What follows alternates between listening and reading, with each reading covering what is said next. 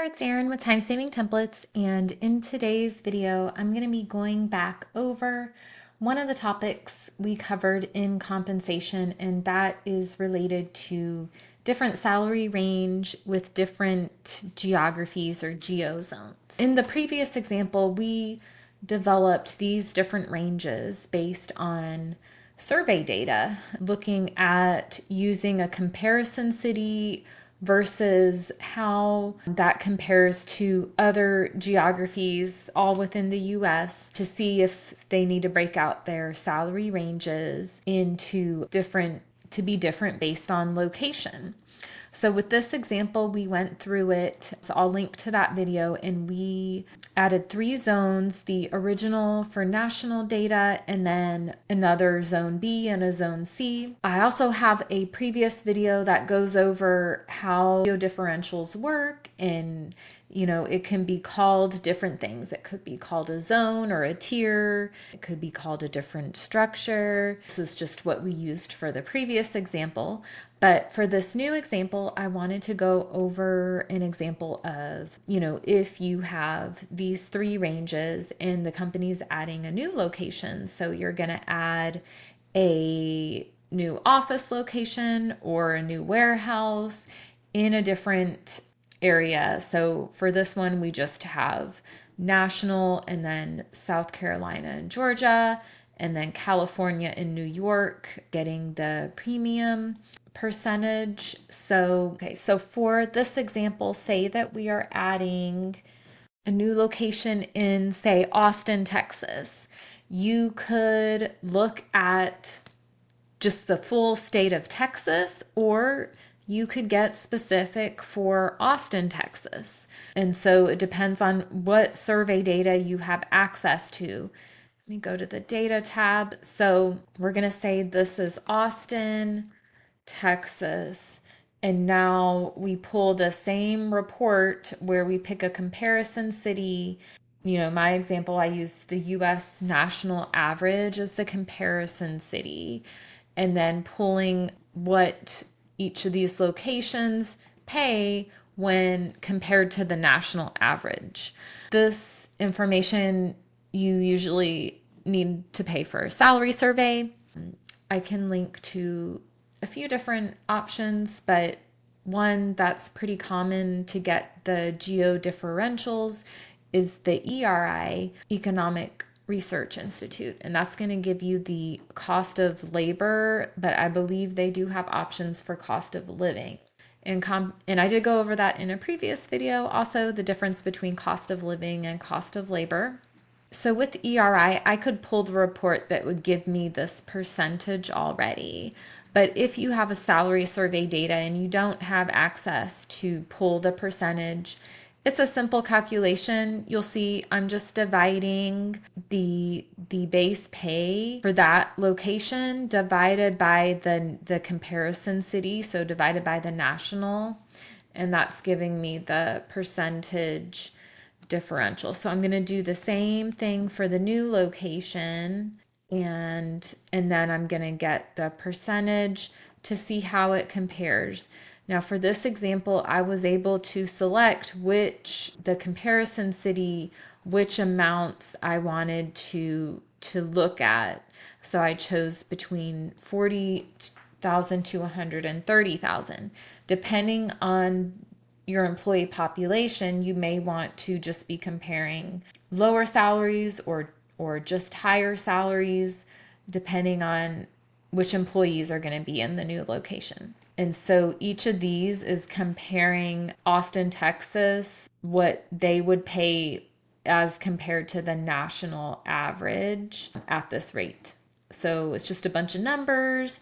I'm going to pull down this average if formula we had done in a previous video. It's just averaging all the percentages together. And now we're getting 117. So from there, it makes it really easy to determine which zone to place Austin, Texas in. I would see that it aligns closer with zone C.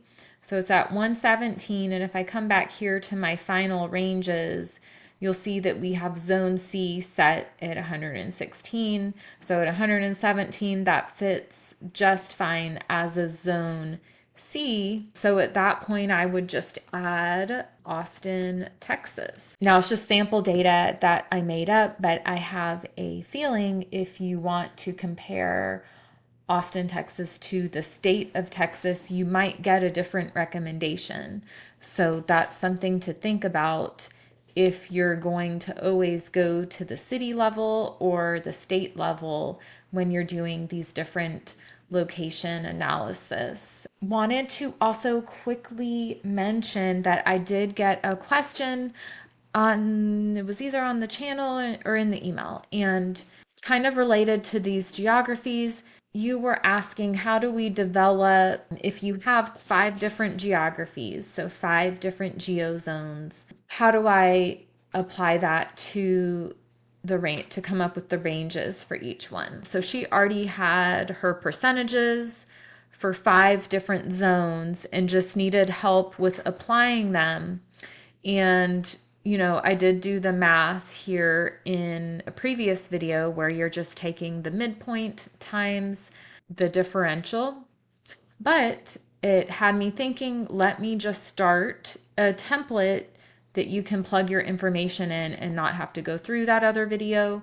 And so let me pull up what I had started.